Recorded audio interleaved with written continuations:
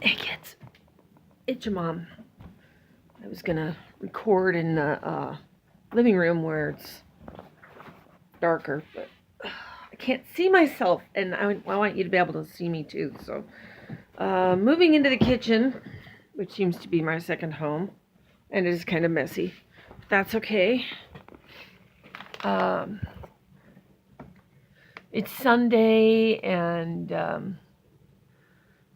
I was in my support group's website, and a friend of mine who shall remain nameless for, um, I guess, boundary purposes, is in pain and is tired of being in pain. And I understand that pain isn't a fun thing. It's not something that we typically enjoy. Uh, you remember my series where I was talking about emotion and how each emotion is necessary and it's vital and it's valid and we feel them for a reason. And I think that pain is also one of those. And so I kind of feel like I need to talk about that too. Um,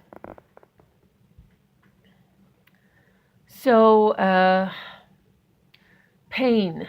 Why do we have it? I think that we have pain mainly to let us know that there's something wrong. Um, I am for somebody who's been abused, having the pain actually lets you know that what you went through isn't okay. That it's not okay what they did to you, that it is not okay what they took from you, and that you're awake to it now, that you know that was wrong, that you know it. I mean, you're not sleeping anymore. Um, you're not deluded. You're not in denial.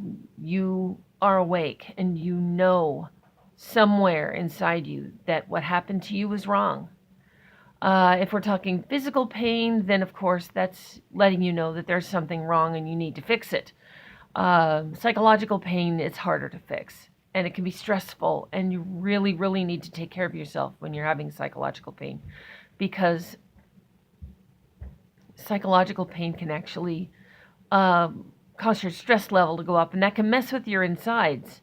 And I've actually had some experience with that recently because my eldest remembered their abuse when they were 4, and a lot of stressful things have been happening to them.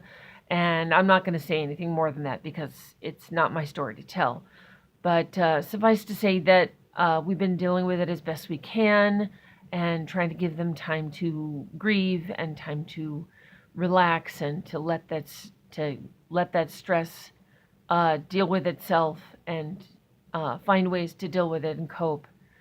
And and I think that that is the whole idea of pain, is to let you know that you need to ease up and you need to find ways to deal with that stress, find ways to make your life work.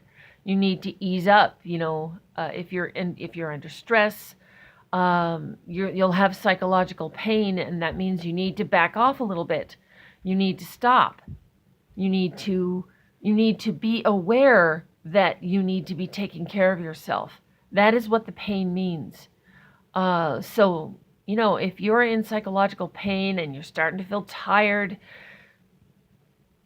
then take a break. If you're under stress because of work, then take a day. Take a day off. If you already have a day off, schedule for it. Don't let anybody or anything take that day off from you.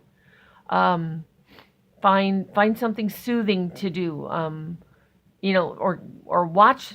What I like to do is I like to watch. I like to like fix myself something warm and go somewhere comfortable and watch something that I know is going to make me cry. So that people aren't going to ask me, oh, why are you crying? They'll think, oh, well, they're crying because of this tearjerker thing that they're watching on television, and and that's okay. And so nobody's going to ask questions that I would feel uncomfortable answering. And so it'd be okay, for me to cry, and it'd be okay for me to go through that. and I could let off the stress and I could deal with it and it would be okay. And that's so important when you're in pain. It's so important to take care of yourself and to make stress relief okay for you. Um, oh gosh. If you're watching this because you are in pain, my deepest sympathies, my empathy for you, because I've been there, I've been in pain. It's not easy at all being in pain. It's not fun.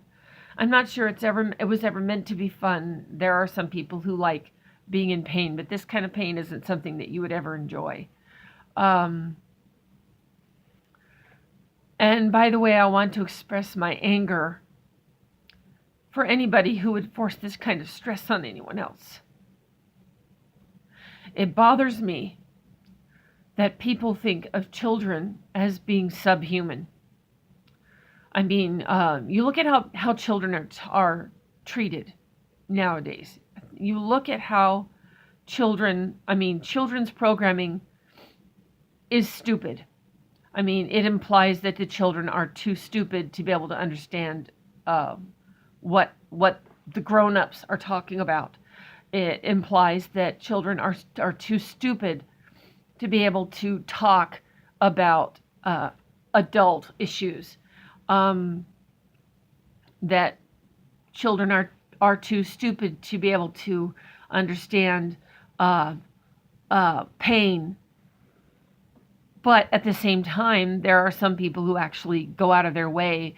They think children are too stupid to be able to understand that what is happening to them is wrong. And that it should be okay for grown-ups to use children in that way because children are subhuman. And I don't agree with that at all. Children are just as much people as adults are. Children have just as many rights as adults do. And what grown-ups do to them, either intentionally or unintentionally, is going to scar them for life. You have to think of them as a human being. You have to think of them as intelligent and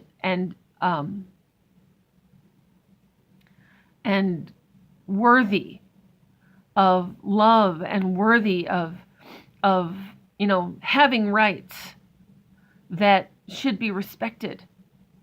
There was one person that I love better than anybody when I was a child. He was the one person that treated me with respect. He never treated me like I was subhuman. He never treated me like I was unintelligent. I knew that if I had any questions in the world, I could go to him.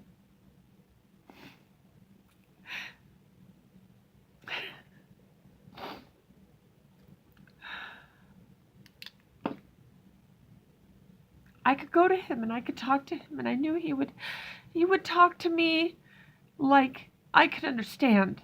And then if I had any questions about anything that he said, I could ask him. And I knew that he would answer me, and he would continue to answer me until I understood. And he would never talk down to me. And he would never do anything to hurt me. Not ever.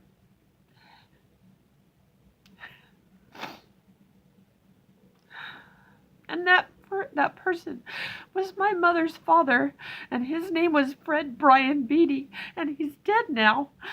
And I miss him because there are some times when I just really, really need to talk to somebody that I know and understand.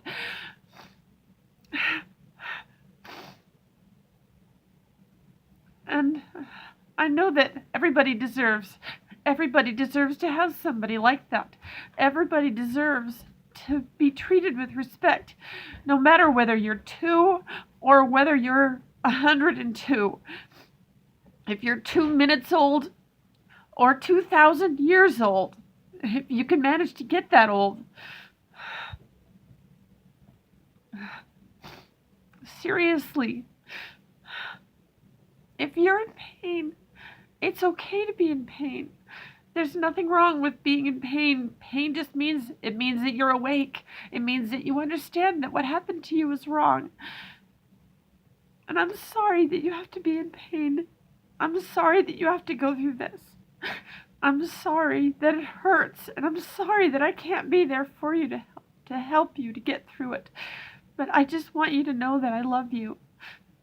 I want you to know that I love you and that I will always love you no matter what, and I'll be here for you. If you have any questions, you just message me. You message me. I'll leave the email address in the description area. So if you have any questions that you things you want me to discuss here in this channel, that you can let me know. And by golly, I'll talk about it. If I can find a way to do it, I will. Because that's what moms do. They care about their kids. And I want you to know that I do care about you. I love all my followers. And I also wanted to apologize because I know I haven't been on for a while. Your mom suffers from depression. It's a long-term kind of thing. I've been depressed for a while. So, just getting through every day is kind of a struggle. But I'm back now, and I'm here for you guys because you're my kids. And so if there's anything you want me to talk about, if it's physically possible for me to do that, I will. If you want a recipe, if you want to, you want to go for a walk and talk about a specific subject, if you just have a question, then you go ahead and ask it. That's what I'm here for. Remember that I love you, and that I will always, always love you, no matter what. There's nothing that you can do or say that will make me stop loving you. I promise. Talk to you again soon.